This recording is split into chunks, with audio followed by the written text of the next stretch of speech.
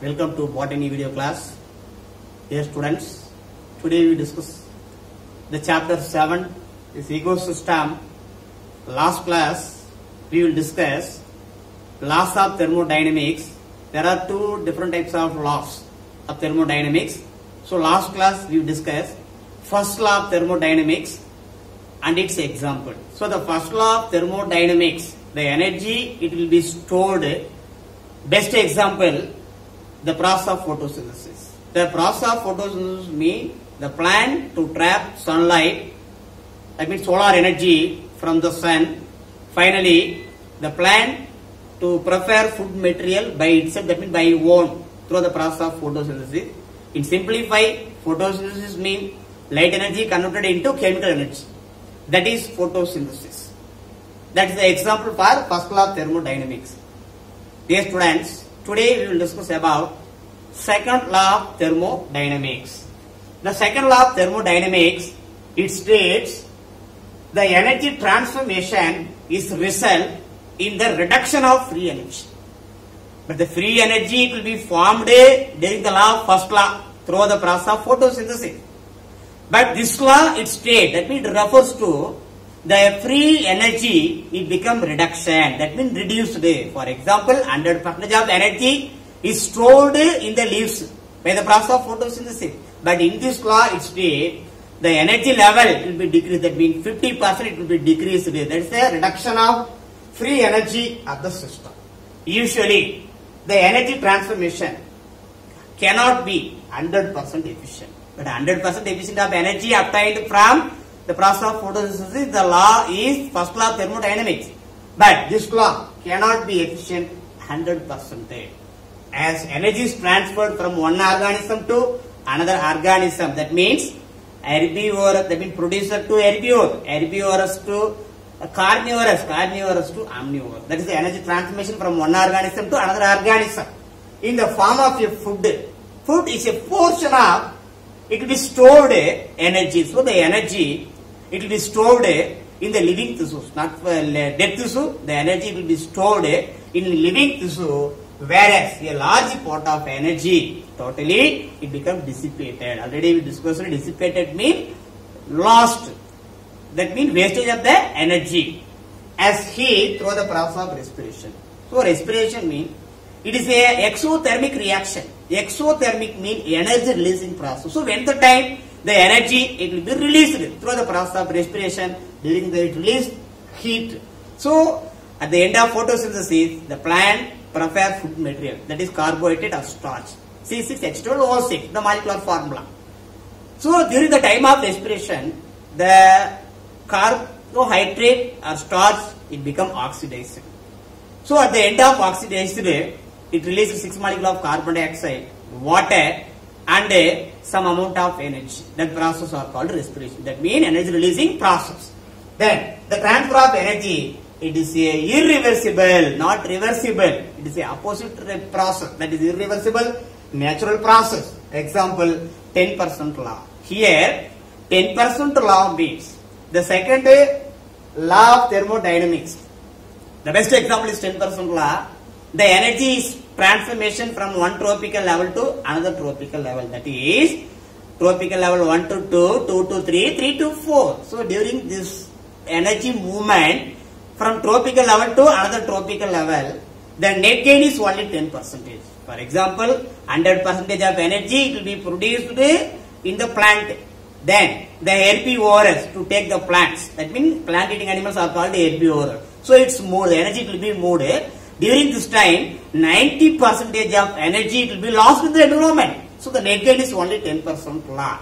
So the next one is 10% law. So 10% law, this kind of law for the first time was proposed by Lindemann in the year of 1942. So it according or it states that during transfer of food energy from one tropical level means T1 is the first tropical, T2 is the second tropical. So from one tropic level to another, only about 10% energy will be stored. Then remain 90% energy where it goes on So the 90% of energy at the time of rest, the energy will become lost in our environment. So the net gain of the energy level is only 10%. So only about 10% is stored at every level, and rest of them 90% is lost in the respiration. Already we tell that respiration, it's a exothermic reaction, that means energy releasing process.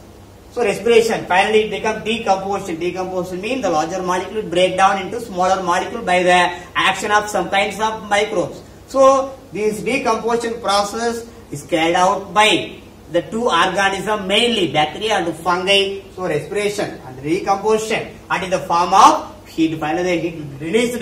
Hence this law is called a 10% law. In any movement, according to the second law of thermodynamics, in any movement means the energy moved from one tropical level to another tropical level. Okay, but to get only 10% is called a 10% law. Example, it is shown that of the 100 joules of solar energy trapped by the producer. Here trapped means captured or absorbed solar energy from the sun by the plants are called the producer.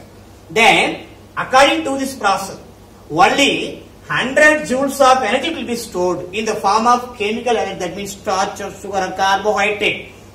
Remaining 900 joules of energy, it becomes lost in our environment. Here the percentage level is only 10%. Next one, the remaining 900 joules would be lost in the environment through the process of photosynthesis. Next one, the remaining 900 joules would be lost in the environment. Then the next tropical level is herbivores. What is herbivore? The plant eating animal. Of producer. The next one is herbivores.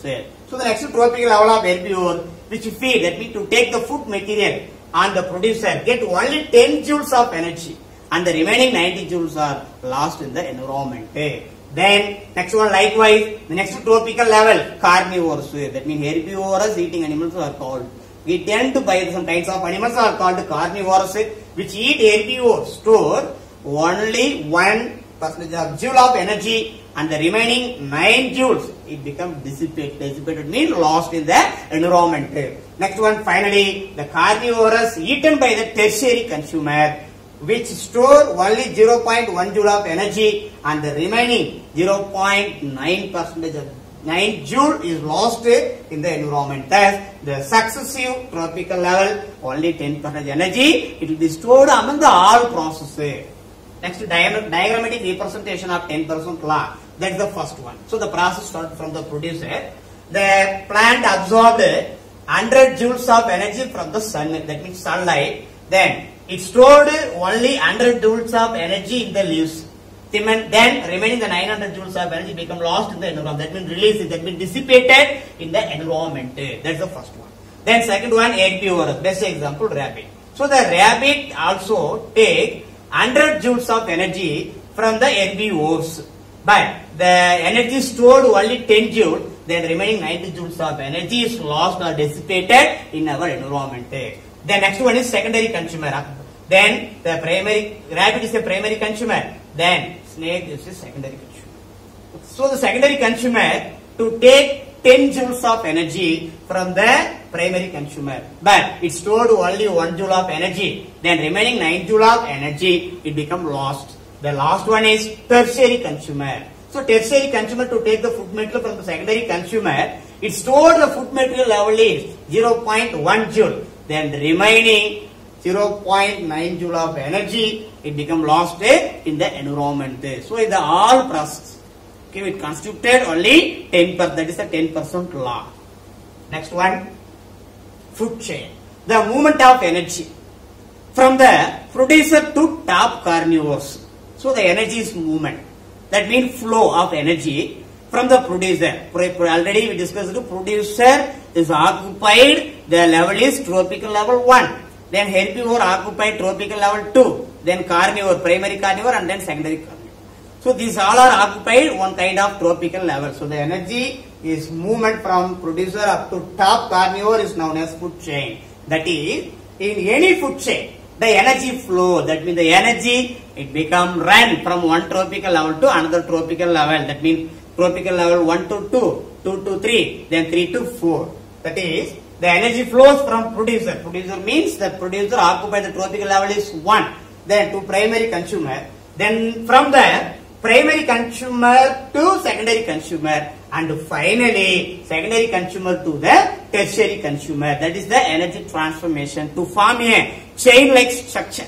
That is called the food chain. So started from the producer up to top carnivore, that is called the food chain. So hence it shows a linear network forms. That means a linear arrangement means it becomes longitudinal direction. That is linear arrangement network link. Generally there are two types of food chain. We will discuss today. Here the two types of food chain is there. So the food chain are classified into two types. The first one is grazing food chain. The next one is detritus food chain.